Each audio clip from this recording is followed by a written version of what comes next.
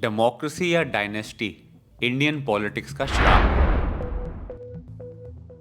हम वोट तो देते हैं लेकिन अपने सपनों के लिए नहीं, नेता के सपने पूरे करने के लिए। उनका सपना पावर, पर हमारी रियलिटी वही भीड़, केओस एंड पेपर वर्क। देश का सबसे बड़ा सपना क्या बन गया है?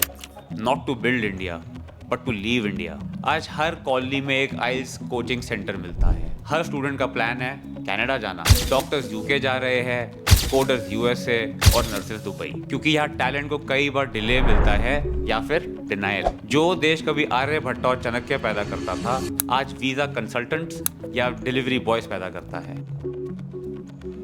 कई लोग कहते हैं ये पूरा सिस्टम एक पॉलिटिकल माफिया की तरह बिहेव करता है कि टैक्स दो, ब्राइब दो, फाइन दो ताकि सिस्टम चलता रहे। लाइसेंस चाहिए तो पैसा, फाइल आगे बढ़ानी है तो जुगाड़, और अगर कानून तोड़ने वालों के कनेक्शंस है तो वो अक्सर सेटल हो जाते हैं। कई सेक्टर्स में पॉलिटिकल प्रोटेक्शन एक ओपन सीक्रेट है, चाहे वो कंस्ट्रक्शन हो, माइनिंग हो या फिर लिकर हो। अगर किसी के पास पॉलिटिकल ब्लेसिंग्स है तो इलीगैलिटी भी अपॉर्चुनिटी में कन्वर्ट हो जाती है। लगता है यहाँ सरकार नहीं चलती, यहाँ कार्टेल ही चलते हैं और हम सब उसके अंदर रहने का रेंट भरते हैं। इंडिया में पॉलिटिशियंस लॉ बनाते हैं, जुडिशरी उसे इंटरप्रेट करती है और एग्जीक्यूटिव उसे इम्प्लीमेंट करता है।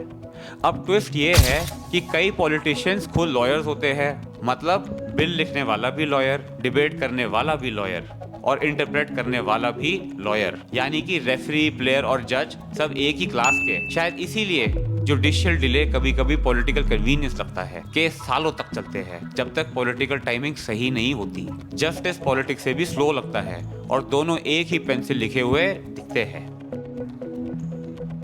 डेमोक्रेसी का मतलब था पावर टू द पीपल, पर इंडिया में लोगों को सिर्फ परमिशन मिली है अगला रूलर चूज करने की। पॉलिटिशियंस बदलते हैं पर उनकी ब्लड लाइन्स सिस्टम को चलाती रहती है। और ये बात सिर्फ पॉलिटिक्स तक सीमित नहीं रह गई। हमें हर जगह, चाहे ऑफिस हो, घर हो या दोस्ती हो, हम सबको मेरिट को वैल्यू देना सीखना होगा। जिस दिन हम टैलेंट को सरनेम से ज्यादा इज्जत देंगे, उस दिन देश भी बदलेगा और हम भी। क्योंकि डेमोक्रेसी तभी बचेगी जब हर इंडियन अपने लाइफ डिसीजंस में भी डेमोक्रेटिक होगा। This is FTW, flaming thunder of wisdom, raw, bold, unfiltered.